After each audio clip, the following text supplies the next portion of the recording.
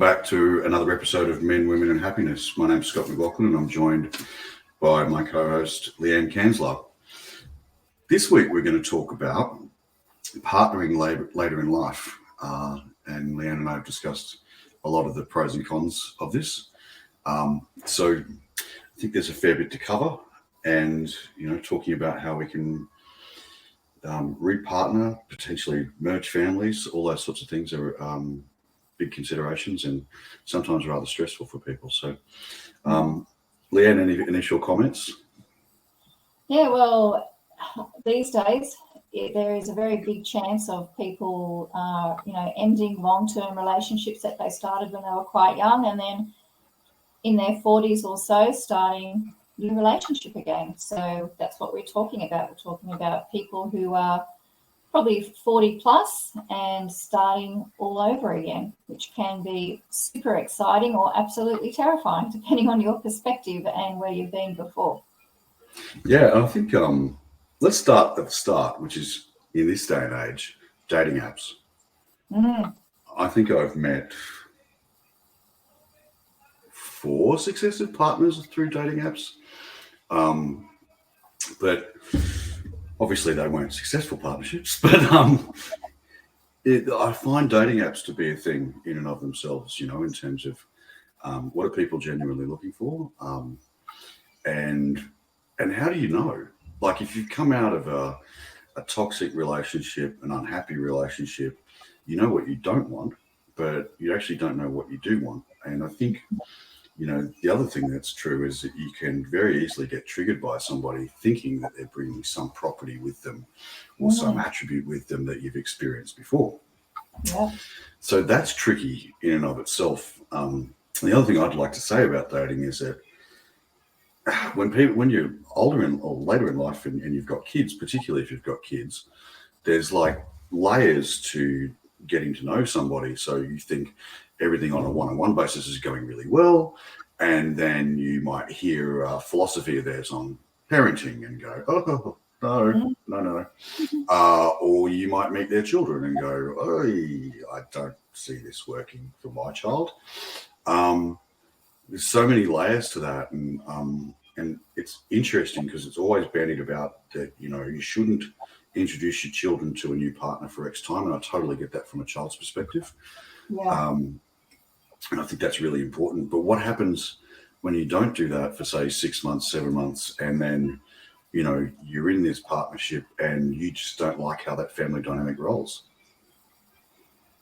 You've talked about so many things there, Scott. I want to zoom back to the beginning.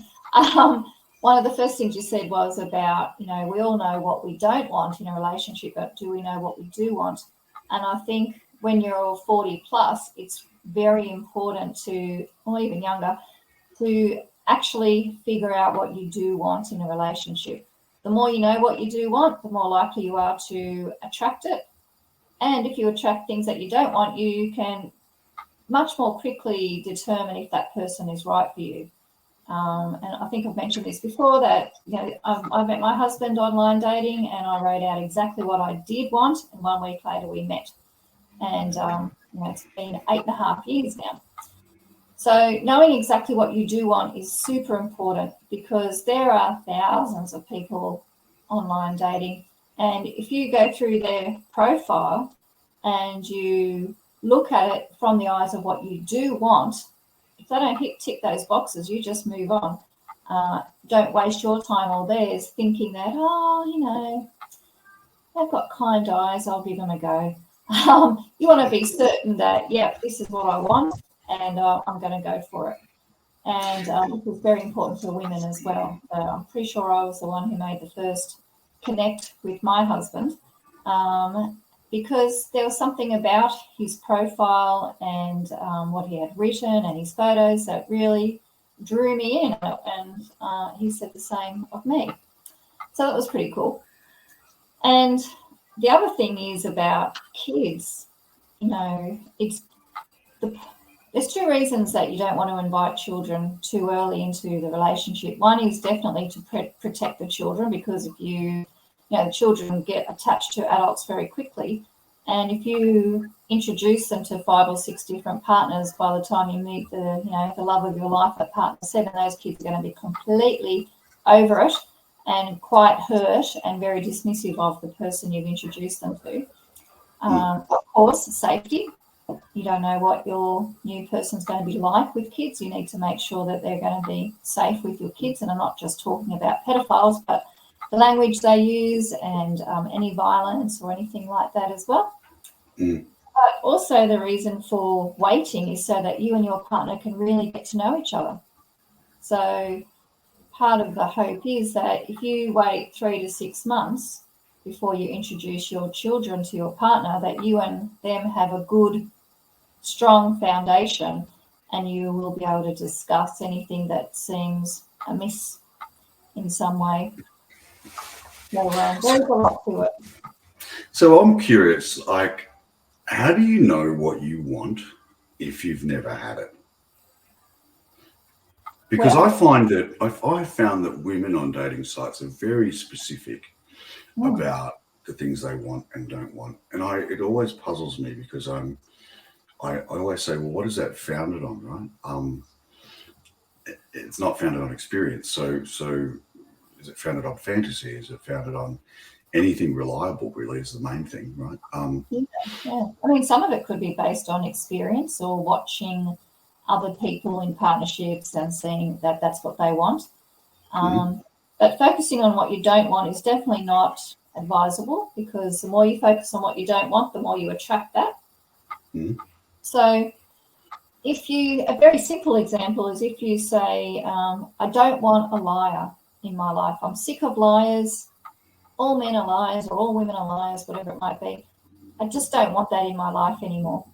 Then you look at, well, if you don't want a liar, what do you want? What's the opposite of that? Yeah, it's it's kind of interesting, because you sort of, I mean, I'm on a dating strike right now, so I don't know. I've become really fatigued with it all, and it really does require a lot of energy. And I'm just, at the moment, I've got too much going on in my life to even think about entertaining the complexities of a new relationship. And I think people do go through waves of that, particularly after a divorce or separation, where it's like, oh, I'm going to put myself out there. Oh, no, I'm not. Absolutely. And I think that's important too, Scott, that people do look at their own energy. And if you've got a low vibe going on because you're feeling terrible and you're way too busy at work and you're too distracted, then put all your membership sites on hold for a while and give yourself a break. Yeah, exactly. Can't say I've actually looked at a dating app since October last year, I think. So where are we? April. Wow, that's a reasonable strike, I think. But I think also I've experienced bringing kids together, and I think amongst my friendship group, there's some really amazing case studies of merging kids together successfully, and I've experienced the opposite, where I think particularly if you're younger kids and they're having a fight or something, I think it's so important that you and your partner are on the same page, because the reflex is to go in and defend your child. 100%. Right? Yes. And I think once you start doing that, then the relationship starts to get massively hampered by that, and the merging just doesn't work. So I've definitely experienced that, and it's something you really got to be on the same page. So to your point about 3 to 6 months, I mean, you kind of need that as a baseline so that you can actually effectively merge children together anyway. Yeah, I agree. And, before I met Grant, my husband, I was dating another fellow for 2 years, and my kids were quite young. His kids were younger. My kids really could not get on with his kids, one of them in particular. And it got to the point where they said to me, if you move in with him, we're moving out. We're going to go. Wow. And I thought, whoa, okay. And that actually, it was a big deal, but I really trusted my kids, and I knew that there was something not right, and I listened to them. And in the end, we did break up, and it was the best thing for me, because then I met Grant. So And he was extremely careful with the kids. He didn't want to meet the kids early. He really was very mindful about not being dad. He was extremely careful with not doing any sort of parenting whatsoever. In fact, he confided in me that the fact that I had children nearly stopped us from going on our first date, because he never dated women with school-age children. He's 11 years older than me, so he could get away with that. And he didn't want to be dad again. So we really took our time with that, and he was extremely respectful of their needs, and they love him. No problem. When we're moving in together and we're getting married, they were like, yay, this is great. Can see how happy you are, and this is awesome. And it was really good. And so when we meet someone with children, we have to be extremely careful to put the needs of children first, because those children can make or break that relationship. Yeah, absolutely. Absolutely. And I think the other thing I'd say is that when you're actually deciding on a partnership, either whether it's working or whether you want it to progress, I've on many occasions, broken up with people because I didn't think it was a good environment for my daughter. And maybe a little overzealous in some of those judgments, maybe overprotective, maybe, but I'll see things where there's a point of view or a perspective that I really don't want my child to be influenced by, or there's a dynamic that occurs that is reasonably unreconcilable, or I can see my daughter feeling like she comes second to a relationship. And I've dated women where our children are to be seen, not heard, blah blah blah, that kind of thing. And I was like, well, not my kid. That's really not good, is it? And at the same time, other people who have had a view that we're all friends, right? And including with the kids, and that's not something I can really agree with either. So, but I, on many occasions, just have left relationships because I just couldn't see it working for my daughter. Yeah. And I think that's important too, because the relationship between parent and child is something that is always going to be there. But you and your new partner, who knows? So listening to the needs of your kids. And in saying that, and I just want to clarify, when I say putting your kids first, does not mean that you ignore the needs of your partner as well. It kind of has to work both ways, doesn't it? Where you know that your partner, or you hope that your partner can look after themselves and their own needs, but your children can't. And you have to be there to respect the perspective of their kids. And if they're struggling with your new partner, you've got to find out why. Are they jealous? Do they need more of your attention, your time? Are they having problems in other aspects of life, and you're neglecting that because of your new partner? And all of that's really important. I read recently, been decluttering, and I found this little journal that my daughter wrote when she was probably 9. And in it, she wrote that she knows this is really bad, but she really wants me to be single so that she can have me all to herself. She really knew that wasn't great, but she wanted that. And she never told me that. Like, she's 20 now. But this is part of what kids need. They need us, and we have to give them what we can so that they're not neglected. Yeah, and there's so much sensitivity for children, particularly from broken relationships, where I recall I separated when my daughter was 6, and there was a time when I'd broken up with somebody a couple of years after that, and she turned around to me and said, well, I just want you to get back with Mum. So for her, she hadn't reconciled the separation, and let alone understand why someone else needed to be in the space. And I think if your kids are young enough, that's a big consideration, right? Absolutely. But here's another thing I want to talk about, and it's big. How do we manage the damage, the luggage, the baggage that we bring in from another relationship into a brand new one? And how do we do it in such a way that we own it? We don't make our new partner responsible for it, but we actually, do we ask for their empathy and understanding around it, or does that in fact does that feed into our weakness? Does that exacerbate the problem? Or do we ask them to take a harder line on those things with us, and not tolerate them? That's something that I've certainly haven't quite found the right balance with. What are your thoughts on that? I think it depends on what it is. So empathy and understanding is always going to be welcomed, because if we're being triggered by something our new partner does because of something our old partner did, then empathy and understanding can help heal that wound. Mm-hmm. But if our trigger includes us losing it and getting violent and abusive, then that should never be tolerated. Yeah, of course. Usually when people are triggered like that and they're yelling and carrying on, then that is an inner child wound. That's, they've lost control. They're not in their adult zone anymore. They're in their inner child. But there's never a time when we should tolerate or accept that. And I'm sure there's lots of people listening who are thinking, oh God, I've experienced that. I've lived that for years and years and years, tolerated it because of their childhood trauma, and I understand and I feel sorry for them. But that's actually not helping them, because that's right. They'll never get the help they need. So if there's a lot of baggage, then I would always recommend therapy, always. Yeah, because yeah.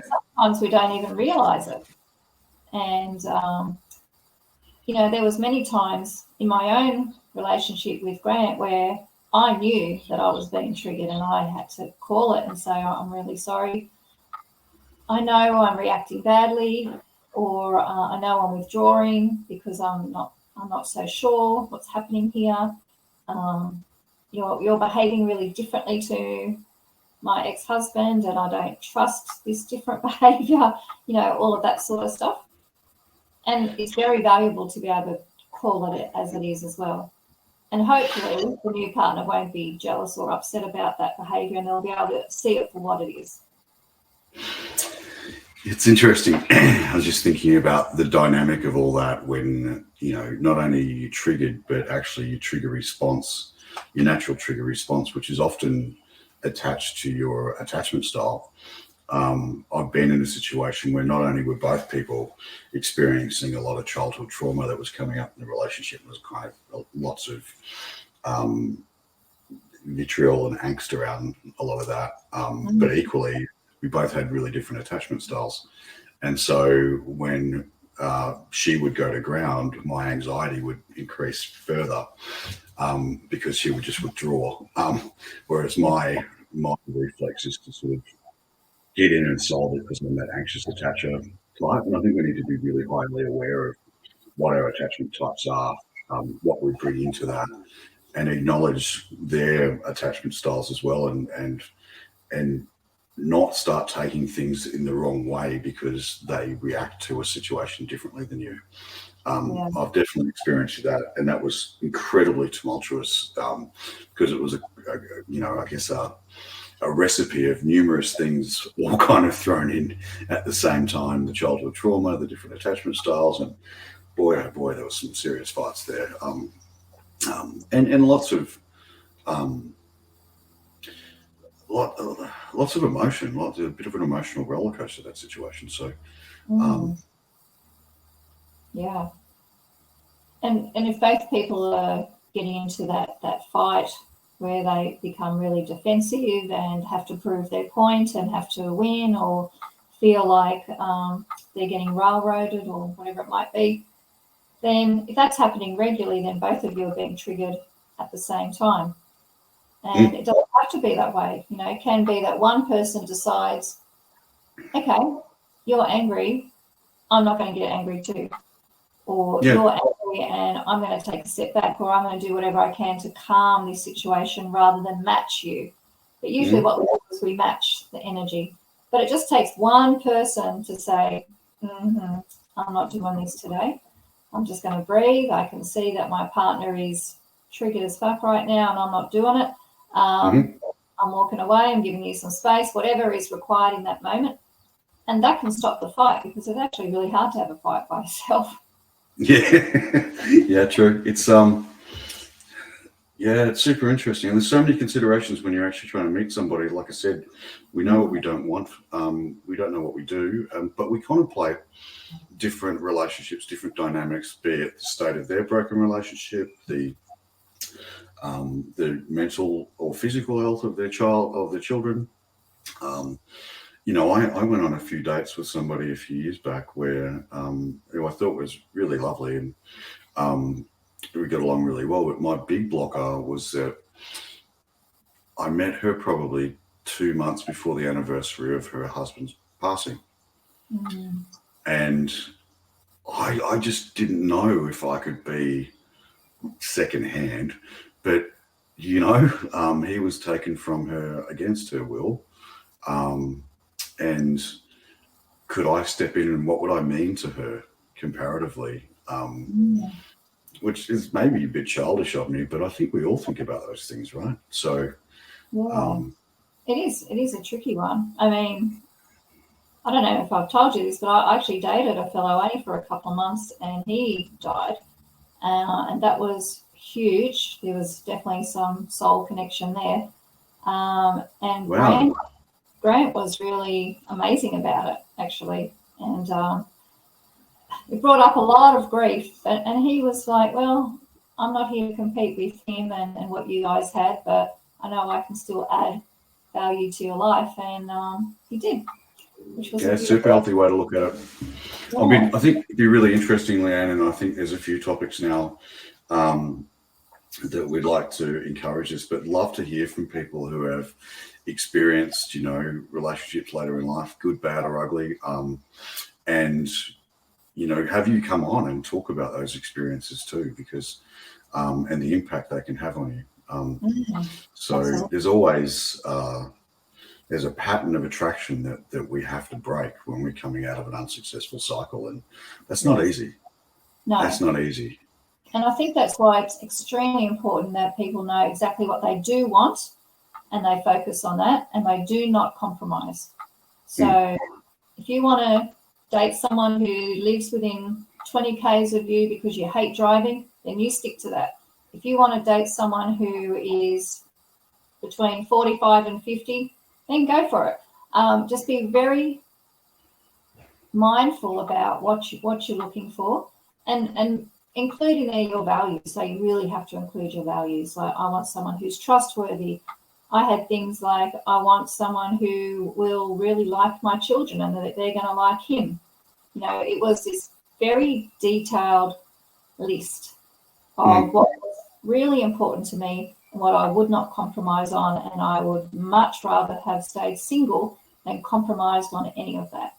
And I was very happy being single. I didn't give a shit at that point if I met someone or not. It would have been lovely, but I was enjoying being single. So that was a very different energy to jump into repartnering. Just like, well, if I meet you, I meet you. And if I don't, whatever. Yeah, I mean, maybe you got to be in that space in order to meet the right person, right? But I think so much consideration, and I'm not in any position to give advice because I have no track record of success. But what I will say is, I think what it requires when two people come together particularly if the backgrounds are entirely different, is a hell of a lot of curiosity. And I'd like to think that that's what I've brought into previous relationships, but because I've dated women with incredibly different life experiences than me, incredibly different life challenges than me, often people who are carrying the can for things in life. There's a lesson in that for me. But people who have, done it hard, people with just looking after disabled relatives or those sorts of things, I tend to have attracted those people. So I have to be mindful of what my pattern is there, and I have to remain curious that when I meet somebody, I'm not necessarily, I don't take one signal of potential problem and run. So anyway, we should probably wrap this one up. So to keep into the tight time frames we like to do. Anything else from you, Leanne? Yes, actually, I have actually written an ebook on dating after divorce. So I think it would be great if I just pop the link in for that and people can get a free copy. Excellent. Great. I don't think I need to read it probably. All right. Well, thanks, Leanne, and thanks everyone for listening. We'll catch you next time. Yeah. Bye, everyone. See ya.